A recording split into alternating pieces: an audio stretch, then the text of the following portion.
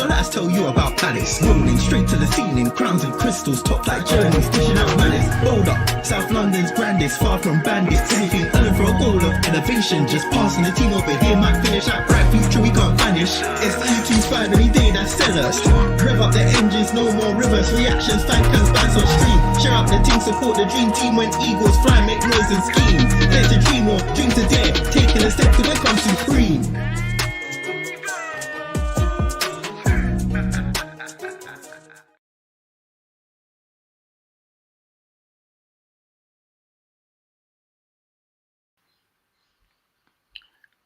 I don't know how long that intro took, but it took a long time. I'm sorry if you're just staring into space. Pick up, everyone. Hope you're doing good. This is our first official match preview for a European fixture. It sounds mad. We are in Europe. Granted, I know we're not happy about which competition we're in, but we're just happy we're in Europe, and no one will ever take that FA Cup win or the Community Shield away from us. Dan, how's it going? Yeah, good. I'm very excited for tomorrow. I know we've played in the Anglo-Italian Cup in the past, so a lot of people brought that up. But and the Intertoto Cup, obviously, this is the first, I guess, really serious competition, European competition we've ever been in, and I'm so excited for it. And I said, just want to echo that. Like, I think, we are maybe a bit upset that we're not in the Europa League, but at the same time, I think we're here now. We want to win it.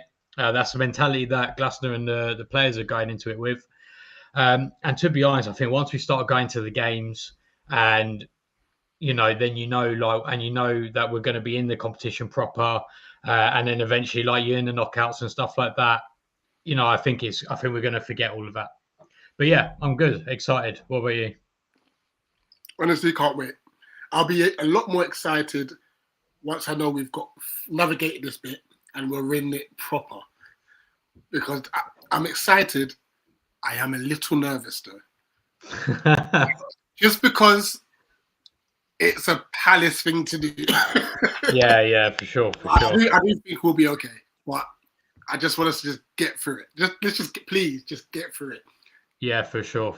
I know what you mean, because there's always that, it would be such a Palace thing to do, to just not turn up and stuff. But I think doing Tactical yesterday, which if you haven't watched it. Me and JC did manage to find some footage that we could actually to analyze, and I think after watching that, I just think we will be a bit too much for them, but. But obviously we'll see. Yeah, and even on that point, actually, when we did the watch along last week, we noticed set pieces were something they really found difficult to deal with, whether it's corners or long throws and stuff. So it's definitely something we got to make sure we utilise in our arsenal, as well as be mindful. And Glasner mentioned this actually, that's something that they rely on themselves. So just. Two bits of newsworthy things first before we go to the immediate comments. First things first, just a massive thank you to Fan Analysis. So it's basically an app that I've joined, went through kind of like an interview process where loads of fans, so I'll be representing Palace along with 10 other fans. We're on this app, we talk to each other about games, we rate the matches and stuff like that, and give player reviews and all of that jazz. And I got a phone call yesterday from Anna from Hungry Bear Media. They were like, "Can you go on Sky Sports News tomorrow morning?" I was like, "Well, thank God it's the school holiday. Yeah, I'm free."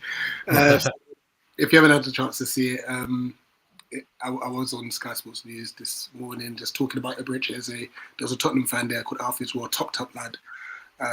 Very, very knowledgeable, very respectful as well. So if you see Alfie on the match preview, that's the reason why when we speak, we play Tottenham later on. But I did have a little howl out. I did call it the Europa League playoffs.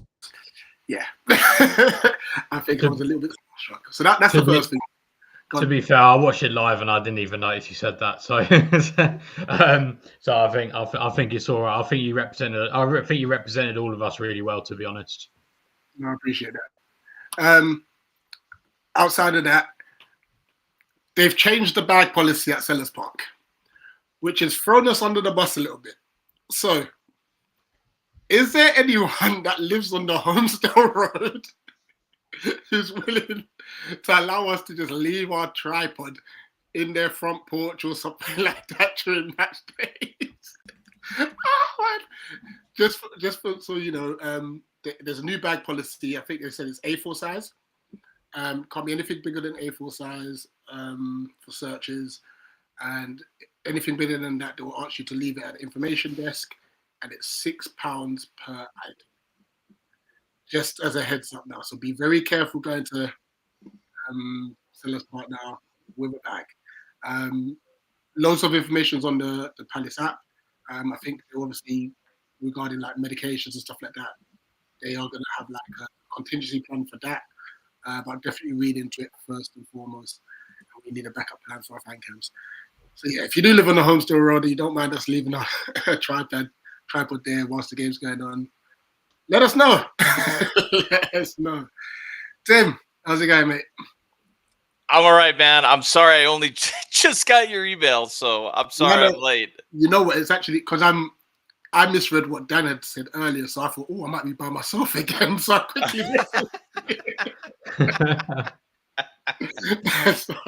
No, I'm all right. I'm just annoyed that I can't find. Apparently, so this tells you a little story about how the English game is covered here in the U.S. So it's all very balkanized. Like Paramount Plus has the Championship, League One and League Two. They also have La Liga. ESPN has like the Bundesliga, and I think occasionally they have some of the French league. They have the UEFA competitions, but they don't have the qualifying rounds. Paramount Plus has like once the league starts, then they broadcast all the games. But for the qualifying matches, nobody knows where the hell it's going to be here in the US. So it's like, it's such a mess. Like, leave it to UEFA again to just screw it up for everybody. And here we go. So yeah, I'm all right. I'm still going to, I'm going to, follow along, but I don't think I'm going to be able to see it or hear it, unfortunately. Yeah, that'll be annoying. We'll talk afterwards. I'll see if I can figure something out. Yeah, I think we might be able to help you out, Tim. Yeah, we'll try our best. We've got to find something. We've got to help Tim Dog out. It's all good. I don't know what this nonsense is with Arsenal now coming in for Ebbs. Like, yeah, I saw that in comments. I think it's because Havertz got injured. They need to go away. Honestly, I defer the tactical stuff to you guys, but honest to God, can we not agree that he doesn't fit at Arsenal? He doesn't fit. Can I say I don't mind this happening? You know why? Okay. All it does is delays Ebbs' move a bit more, and I think we need him for Sunday. I think we need him for Sunday. So get a bidding war going, please, Arsenal. Get a bidding war going. Right. Big up the dog. Hope you're enjoying your vacation, by the way. Big up Damo. Big up the chairman.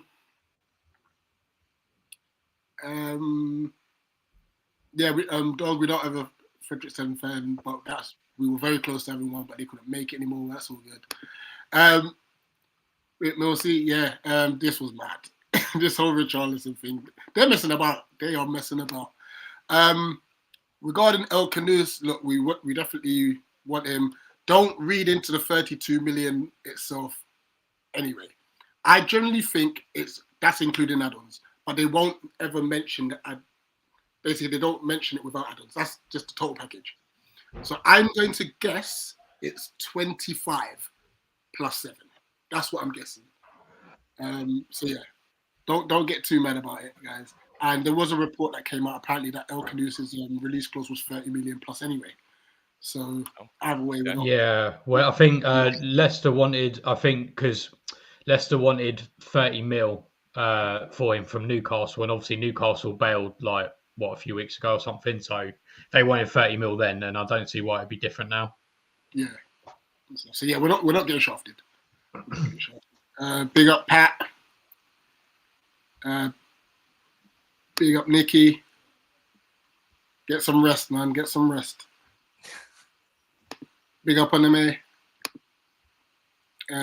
Conference League is more competitive than last year. There are some decent sides in there. Like, I mean, we're going to look to try and cover the draw next week, Friday, hopefully we're in it. But I don't like this computer system. It seems like they might try and rig something. It seems proper dodged, doesn't it? Honestly, big up Luke. Absolutely. Can I be honest with you? We need to get a 2 or 3 goal margin tomorrow, in my personal opinion. Big time, for sure. So at least, I mean, nobody believes that Glasner is going to do anything other than start the first 11, right? We don't believe he's going to rest anybody, right? I don't think he will. My hope, and to be honest, my hope. Well, actually, yeah, I'll talk about my hope later. But yeah, he won't start a weak team at all. Of course, he won't. Oh no, chance. He'll start the same team today, Sunday, next Thursday, and the Sunday after. To be fair, when you looked at the times we had 3 games in a week in 6 days in the league, yeah, he did mix it up a little bit, didn't he? No, not at all. I think the only one was on the lead up to the FA Cup, but even then, like, he only swapped out like 1 or 2 players. Right. No, this is it. Big up Jordan. Hope you're doing well, my bro. Liverpool fan, by the way, and go and check out his content on Jordan Hyman. Good dad. All the way from the Caribbean as well. So big up to you. Big up Durfus says Rich is massive. Once again, I am honestly humbly grateful for that Sky Sports News segment this morning. But what? Were you on Sky Sports this morning? Yeah, I'm on Sky Sports News. Yeah. Nice. Better than Gary Cotterill. Let's just say that. Yeah, for sure. I would have flagged it. Sure. I'm sorry, but there's just that, that guy. What are they doing? What are they doing? Come on. Exactly, anyway. Yeah. Big up JC. Let's see whoever I missed out. Big up. Oh, yep. Spinning wall. This is what we need right now. A big. That's fair. Dog saying that Sky Sports reporters are pagans. 1,000,000%. Big up Earth. Obviously reiterating the fact that Arsenal are back in it. Let's see. Have we left out anyone? Kyle's here. Big up Kyle. 24 hours to European football. Jeez. it's feeling so real. It's incredible. Yeah. And yeah, obviously I'm up a home store guy. So if there's anyone that's got I'm intrigued to see what the HF do for tomorrow's game. So Tifo wise, whatever. I'm very intrigued. So please send pictures, tweet it to us, whatever it may be. Be up Damo as well. I need to see the away kit in person. I'm not a big fan of it just yet. Yeah, I don't like it. You don't like the away kit? No, I don't. I don't like it. Tell me why. You got to tell me why. I think it's a bit too busy for me. Really? Like that big, there's a big chunky arms, and then you got the 2-tone blue and red. It's a bit much. Oh, man. I don't know. I like That's it. just, I've got to sit in person. All right. Fair enough. I just feel like it's so forgettable. Like, I feel like we've had that kit at least 2 or 3 times. I think if they'd gone for a diagonal sash, that would have been. I expected the diagonal sash because I like that diagonal sash on the old white kit, and there's some good memories of Wilf and that kid doing some mad stuff. So I don't know. Maybe I'm not sure. Okay, fair enough. I like it though. But I did Ole's comment here is if there is a criticism, I do like this criticism that he's got about it. The B Tech Leon kit, okay, fair enough. Fair enough. Now, see, big up to Nate, who's in the chat. Big up MB99. Says S is clear to Veni. I'm hoping we see a lot more of Vesey this year. Big up Guarav. And I think we have said big up to everyone. And Animals lost. Here we go. Big up Animals. Sorry, guys. I know we just want to make sure that we. Whoops. I nearly ended the stream. Make sure we acknowledge everyone in the chat. Let's get into it. All right. So we'll start with you, Tim. What's your thoughts in general? Just being in Europe in general. I mean, it's unbelievable. This is why I'm so annoyed that I can't get the game. Like, this feels like such a massive moment. How could it possibly be that I can't get this game in the US? And then we get a bunch of nonsense games that are Champions League qualifying, but I can't get like I mean, this is arguably, right? Do we call this the biggest game? I'll be curious. I'll make a reckless statement that I don't think is really true, because I think the FA Cup win is the biggest game in Crystal Palace history.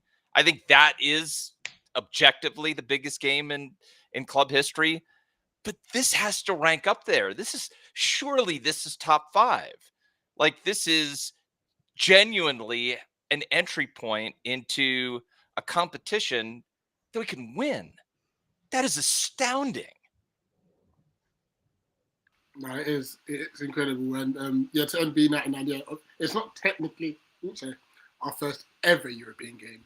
No, but like it's like a big deal, sort of. Yeah, I mean, let's caveat the previous ones were in the Anglo-Italian Cup and the Intertoto Cup, which obviously it's great to play against European opposition, but they're not the same type of competition, really, are they? And stuff. And just on what you're saying, Tim, obviously our most important game was the cup final. I think there's no question about that. Yeah, I think this game is very important because of where it could take us. We can't get this wrong. It's frustrating that we're not even straight into the Conference League group stages anyway. We just got to make sure we get this right. I'm hoping our players make an absolute statement on the pitch to say, you screw this over, watch us. Yeah, watch us. Your thoughts on it, Dan? You know what? I've just seen Ben's comment here, and actually, I do kind of agree with it, because it is a huge game in the sense of, like, obviously it's the first one, but I think because it's a playoff game, it's a bit. I guess it's like a qualifier, really, that all the teams do. I don't know. Like, I feel like if you ask me, like, if you said that we got through, and would you say that the league phase game will be bigger than this one? I would say is the league phase game. But that said, I am obviously looking forward to it. And it is obviously a prestigious game for us in the sense of it obviously is part of like the European competition. But also as well, I just think like the team we're playing, like if we don't win, have to be a lot of questions asked, to be honest. So that's why I kind of get what Ben's saying. Like, it is a huge game, but I am expecting to win, which is a weird feeling as a Palace fan, to be honest. Maybe a dangerous feeling. That's a good word. It is a dangerous feeling. Well, at the end of the day, is obviously look, one thing I'm glad about is that we've got someone like Glasgow in charge, because it's so crazy how, if you look back at it, we used to hear Roy Hodgson say we're spoiled, to now hearing Glasgow's president say today, we're disappointed we didn't beat Chelsea. Right. Yeah. The mentality shift in itself is crazy. Yeah. And obviously with that, you got two players who I think are currently obviously just being so immaculate with the club in Eze and Gerhi.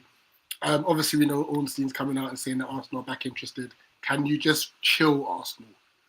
Be interested Sunday morning or something, Glasner said that, look, they're playing tomorrow. Right? Do you think that will still be the case? Even with the breaking news now from Ornstein, do you think that's still the case? I think for Mark, yes, but with Ebbs, do you think he still plays tomorrow? Go on, Dan. And then I want to give you guys a quote from Glasner. I think he will. I think when Glasner means those, I feel like I know Ornstein's reported it, but I feel like the club would probably have known about that before the press conference. And I feel like, and also I just feel like I feel like the Arsenal one hasn't. I don't think it's any further than the Spurs one per se. And based on that, I think if Gaston's saying that they're going to play based on the Spurs rumours, I don't see why the Arsenal ones would change it. I fully agree with that, Dan. And I just want to, just to your point, Rich, what the importance of Glasner and what he means coming into this tournament, and just what he means in general to the club. This is why I'm not. I mean, I hate the drama. I'm really sick of the transfer window. But the most important person here is Glasner. So this is what he said to. I'm going to get this pronunciation wrong. Depressa, I think in Germany. If we manage to establish ourselves in the top half of the Premier League with Crystal Palace, that will be a top club for me. Then I would consider my coaching job to be one of the extended elite of European football. This is a manager with ambitions, and he wants those ambitions to be realized at our football club. I mean, I couldn't be more head over heels for this guy. He has a way of making me believe. He makes the entire fan base believe. He makes the team believe. I mean, it has changed everything. So I think just given his personality, his drive, his determination, I don't think Arsenal can't change what Glasner's plan is. I just don't believe that. Even if they came in with 68 million pounds right now, I think he would tell Steve, like, great, we'll see him next week. Like, I think he would do that. And I would want the club to back him in that. 100%. I think even with everything that's been going on, I think Glasner said he wanted Ebbs to play in this European game anyway. Yeah. So I think they'll, regardless whether it's Tottenham or Arsenal, I think there'll be that gentleman's agreement to say, look, let him have that one European game at least with us, because he earned that with us and stuff. And I guess if it's the case, let's just say hypothetically, God forbid, touch wood, like if he picks up an injury, we'll lower the value or something along those lines and stuff. But yeah, we'll have to wait and see. But yeah, it moves me on just very quickly because I don't want to take too long on this. But Gary Cottrell, and Tim, I'm going to leave this to you to finish this. Gary Cottrell is a pagan. Oh my gosh! How did I guess it was open training? Wasn't it? Was it open training today? Is that what happened? Yeah, I think so. UEFA regulations say that they have to have training open to like reporters and stuff. However, how he went about it was disgusting. I'm glad Ebbs. What did Ebbs say to him? He said, "No, I know what you're talking about, Rich." He said, "Don't do too much." Or like leave it be, or give it a rest. He said, "Give it a rest." Yes. Which I was like, "Thank you." Yeah, somebody needs to tell that guy to shut it. He badgered him on Sunday as well. I mean, come on. And then he went, like obviously the Sky Sports News reports were like, what there's Adam Wharton, there's Mateta, and he goes, I'm not gonna ask Wharton about like, and Wharton just turns around and goes, just cringe, isn't it? It's so stupid. It is. It's really bad. It's not. It's just performative. It's not journalism. He's not trying to break a story. He's just being performative. And it's. I don't. Maybe he knows it, but this is the kind of stuff that I guess I can only speak for me. But like, I'm a Palace fan. I am not a Big Six fan. When you see, pardon my language, when you see shit like that, like, don't tell us you don't have a big club bias, because when we see shit like that, when you're trying to egg people on about how they're going to a big club, yeah, that's why we think you have a big club bias. You're wearing it on your shirt when you show up at an interview. 100%. And then even on, I mean, I think it's just, and I think what would happen, I'm going to guess, Parish is going to tell it, I don't have this guy anywhere near the thing, like the training ground anymore. send someone else. You know, because it's very unprofessional. The fact that they're even just trying to train, leave them to train. Yeah, absolutely, yeah. It's one thing to try and catch them like on the way out of training, but then just to whilst they're actually like in the zone trying to. It's a big thing. Another thing, obviously, Glasgow had highlighted is that, like, obviously, we've got to take this game seriously. We have mentioned earlier, by the sounds of it, like, we're probably going to start our strongest side. Now, minus Dutch Kamado, who I believe is confirmed to not be fit enough for this game, I think it will be the similar squad to Chelsea. I don't think there's any returnings and stuff. So, no. Start with you, Dan. Would you make any changes to Sunday's starting line? I'm going to say no.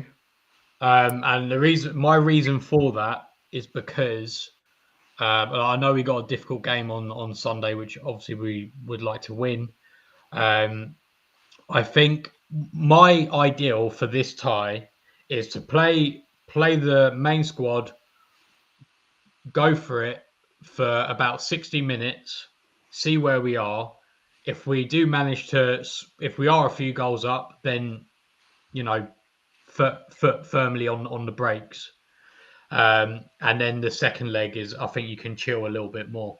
And that's why I'd like to see at 60 minutes, if we are doing well, then we can make some subs. I know we're allowed a much bigger bench, still the 5 subs, but we're allowed a much bigger bench. So I'd like to, if that's the case, and do that.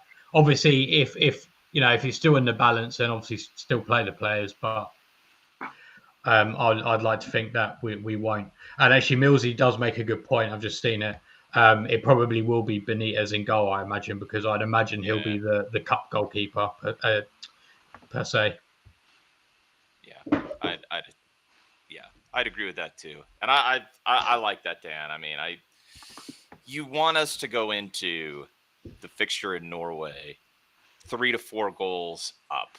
You want to get real distance. And if you can do that, once you get that, then I would expect that Glasner will rotate, because you want to save some players for Sunday. I also think he will try to reward players who have really showed up in training. And I know he's very big on Devaney, so I would expect Devaney to get some minutes. I wouldn't be surprised if Cardines gets some minutes. Because he seems to be very impressed with the way Rio is applying himself. So, yeah, hopefully even before 60 minutes. But I totally agree with that, Dan. Yeah. I would make one change. And obviously, I'm expecting Benitez to start, so this will be my second change. I would give Sosa a start. You know what? Yeah, I can see that. I can see that. I can see that too. Yeah. And the reason being is that I'm not saying that Mitchell will probably get a knock against Forest, but defensively, like, their wingers are quick for us. Like, we can't sugarcoat it. And they've just added Caliamendo as well to the side, and now Douglas Reed. Like, they've done a madness in the window. We can't sugarcoat that. I think they spent 200 mil. I think we're going to need Mitchell. Plus, with a team like I said, Fredrikstad, who are terrible defending set pieces, that will be another option regarding corners and free kicks, etc., you know. So, I'd go for Sosa. I've seen a few reports saying that BBC Sports or comments saying that Arsenal are willing to pay 60 as well. And this is the bidding war we need now, because Tottenham says 60 plus 3, I believe. And now Arsenal are saying 60. So we could say, well, you're going to have to push it to 65, Arsenal. Like, and this is what we needed. Or it's a case where, like, all right, who's going to offer us more upfront? Park on that one, Rich. That's I don't think it's going to be the total. Like, I mean, obviously I don't run Palace's transfer budget, but if it's me, if I'm in that position and I was doing what Dougie was doing, I would say, like, look, we know neither of you wanted to pay the release clause. So forget about trying to get to 68 million. Now the bid is, how many payments are you going to let them make, and how much do you get up front? So I'm going for 2 payments, and the majority of your payment, I want 45 million pounds up front. You got to give me 45 million pounds up front. And whoever gets close to that, because if I can get 45 million up front, and let's say we are in for El Canoes, I could go to Leicester and say, look, I can give you 20 right now. You want to do this deal for 32? Fine. We'll do 20 now. We'll pay you 20. We'll pay you 10 next season. And or whatever it is, like 5 next season. And then we'll let the add-ons play out how they play out. Like, that's a pretty, Leicester needs the cash. I think that could really work for us. That's the key. It's the upfront money. Don't you think, though, we could potentially, maybe, now that 2 clubs are fighting for this, get up to 50 or 55 up front?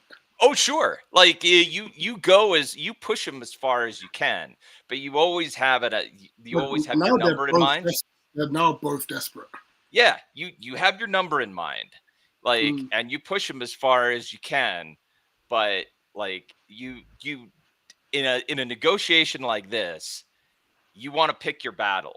And my battle would not be about the total fee. My battle would be about, what do I get up front? Because the only way at this point in the window that you can generate some negotiating leverage to get the player you want at the price you want is to pay more up front. Right? So the more you get up front, the more you have it. So I want 3 players. Out of this deal, I want 3 players. I don't know if I'm going to get it, but I want 3 players. I want 2 attackers and a center back. That's what I want. Your odds of getting that are much higher if you get a big chunk up front. 100%. Just quickly, Dan, going back to tomorrow's game, for those obviously who didn't see Tactical, how would you describe Fredrikstad's threat? What do we need to be wary of? I think the combination. I think one thing I will say is that I think both me and JC said this, was that I think Fredrikstad are a well-drilled team. Like, they've clearly got a good manager who knows what he's doing. And they play a very similar style to us. So they play with 5 at the back, 2 wing backs. Except they tend to play 2 up front rather than just the 1. They like to cross a lot, so they will put in a lot of crosses. To be honest, if our 3 defenders are there, like, if we're forcing them to cross from their right hand side, and it's an aerial battle with Chris Richards, I'm probably going to back Chris Richards, to be honest. Yeah, he is good. I think his name is. But their wing backs are quite attacking. And in terms of their attack, they're very decent on the counter. So I think that, because obviously we're probably gonna be the team with more of the ball in that game, and I think we just need to watch out for that counter. I'd like to think that we'll be able to deal with it. The reason why I haven't mentioned their defense yet is because I think the way we play is pretty much their weaknesses for their defense. I think we need to try and coax them out of a low block as much as we can. And I think we have to try and catch them whilst they're in their build-up as much as we can as well. So we catch them in the middle, they look very susceptible to just a very quick counter-attack.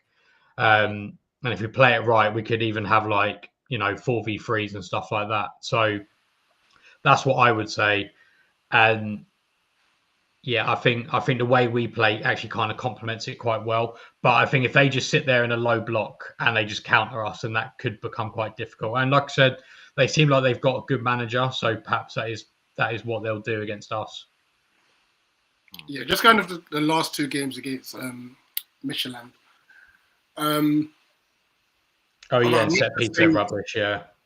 Not going to say too much in the second leg because they had to kind of go for it. But even in the first leg, they're very open.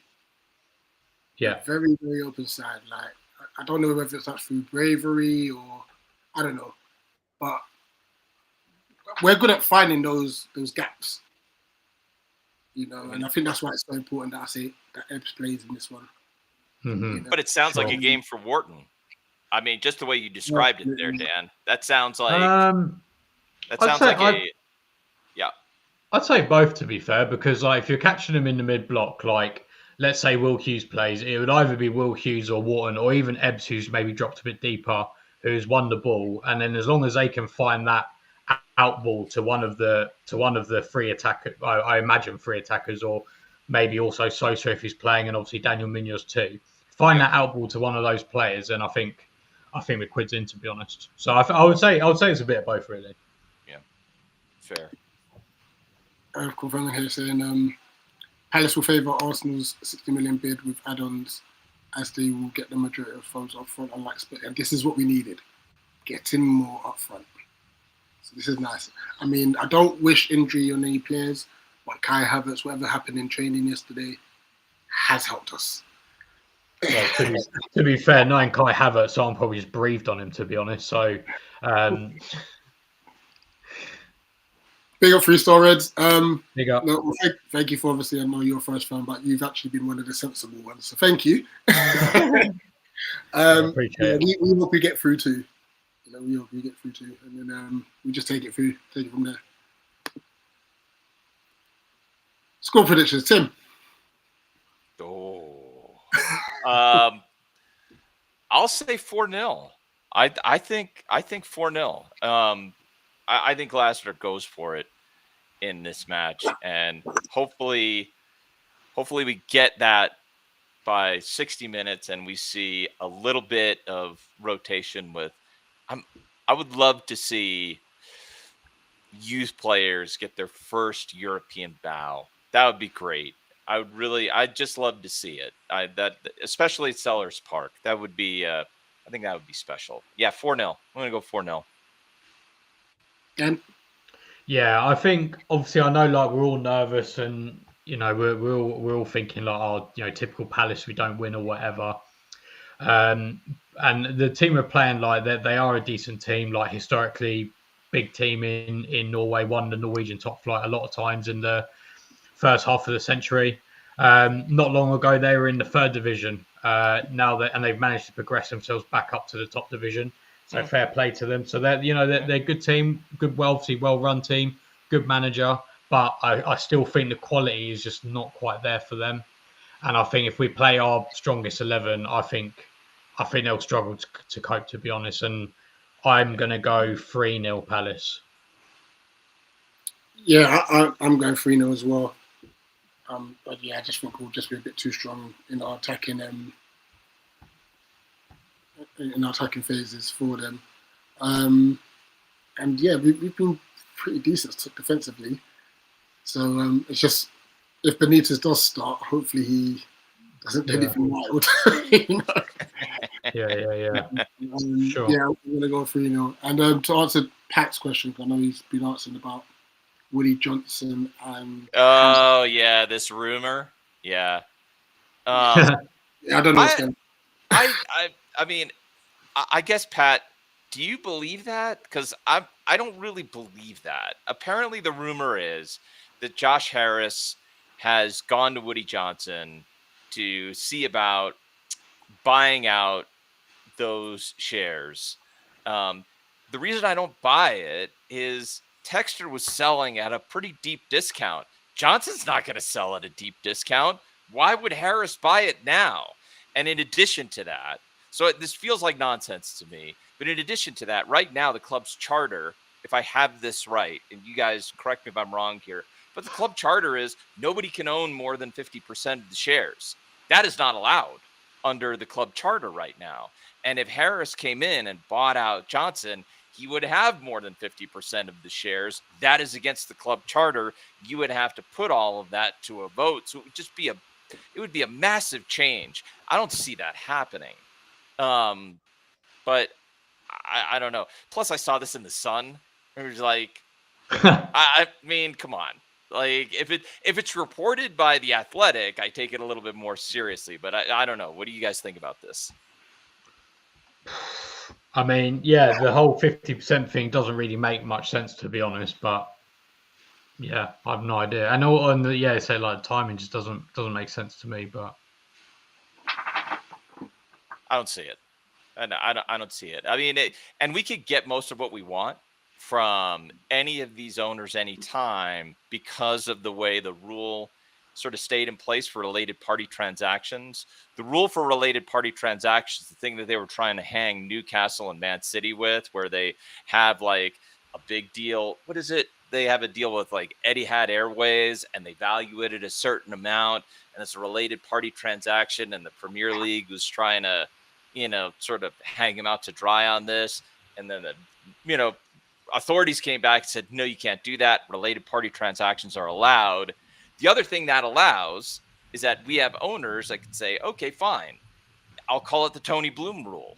We could go and get a bunch of money, 0% interest debt from our owners and use that and pay it back on a schedule that's favorable for us, which is what Bloom does with Brighton. And, that's falls under the same rule as related party transactions. So it's not like we don't have room to raise capital from these owners if we're going to go that route. So we don't really need to do it. So that's why it doesn't make any sense to me. Yeah, that's fair. That's fair. There's another question for you, Tim, but just quickly, Miguel Delaney is saying that Jakub Kivior is what a player that Arsenal are considering sending the other way. How true it is, I don't know. But come on, like the way these things are accounted for, like let's be clear about why Arsenal wants to do that. Not because they think he's quality and would be a genuine make weight. I mean, don't get me wrong. I'm not saying that Jakub Kivior is not quality, but he's not what we need. And the reason they would do it is because he's expensive. And when you account for these deals, the value at which the club, like if let's say they're accounting for him as a 40 million pound player. Let's just say that that's how they value Kiwior. Then they can say like, look, at 60 million pounds, we'll give you 20 million. That's the reason they want to do it. Not because, like, if they wanted to do something that would be interesting, this kid that we were looking at was this 17-year-old David Casey. You know what? You want to pay us 55 million and throw David Casey in there? That's more interesting to me. Jakub Kivior? No, thanks. And I think with Kivior, there was reports saying that he wants to go abroad anyway. Yeah, so, I don't buy it. Maybe I'm not. Maybe I'm discounting his quality, Dan, and maybe he's more quality than I'm giving him credit for. But it feels like in this case, the make weight is like we can big up his value, and that's what they're trying to do here. Yeah. Last question for you, Tim, because I believe Colin had it in the chat. He was just asking about Johnson and what's his plans. Like, is he putting money in the club? Is he going to put money into the stand? That's a hard question. I don't know. I mean, right now, I can tell you this. We are thick in the middle of the NFL preseason. And the reason I know this is because I watched my New York football Giants absolutely throttle the New York Jets, which is Woody Johnson's club, over the weekend. Jackson Dart looked quite good. So I think he's very preoccupied by the Jets right now. Like, that's where he puts a lot of his time. I think he's probably going to, yeah, exactly. So I think he's probably going to be more preoccupied with that. And it'll be up to Steve Parrish to bring him in where he thinks he can get him. He's not going to be like Texter. And I the only thing that I think is true about the Sun report is that I do think Harris wants to be more involved. I do think Harris is very ambitious and he has a lot of money. I don't think he's going to buy out Woody Johnson, but it would not surprise me if he took like 10% off of Johnson. Says, sell me 10%. Give me 10 and take his position up to 28% in Palace. Then he's under the multi-club ownership, this UEFA nonsense rule. and he's building up a bit more equity in Palace, I could see Harris doing that. He's got a lot of money, and he's clearly interested.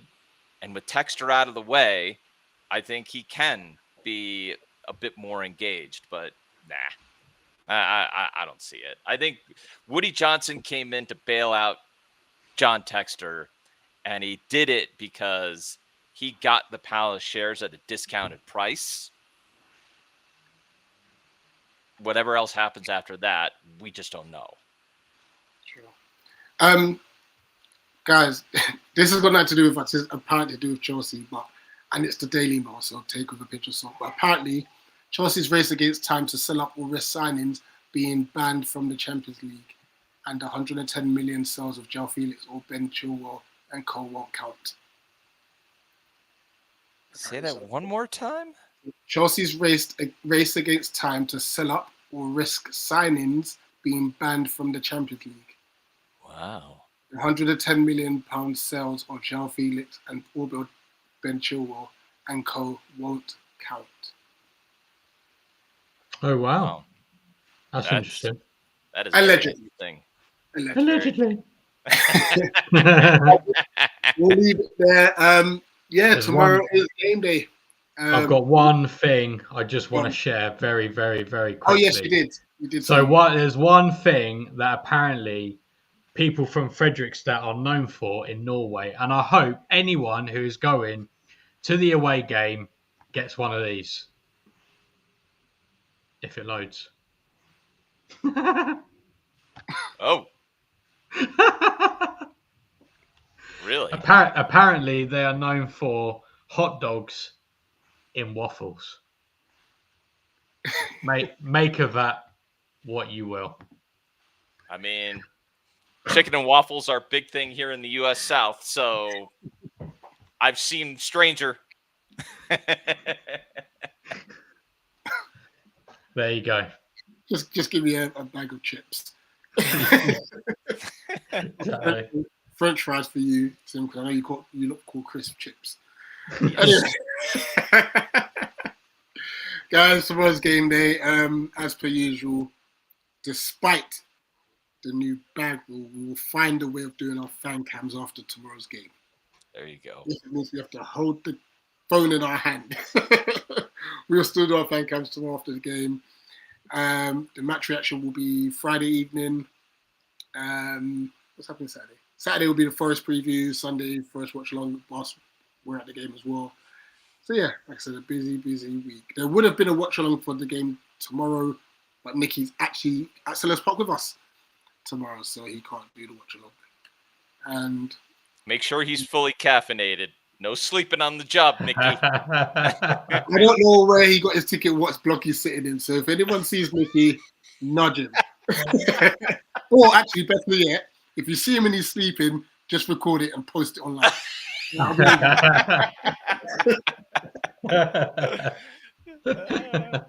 All right, guys. Like, share, subscribe, guys. We're in Europe, hopefully. But we have got our playoff game tomorrow, so hope we enjoy it.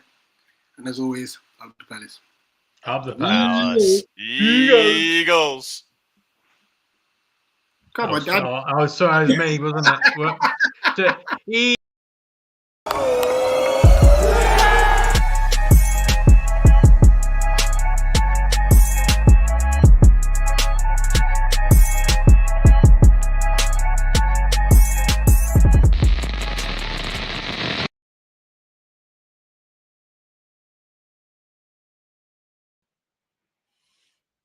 Oh, man.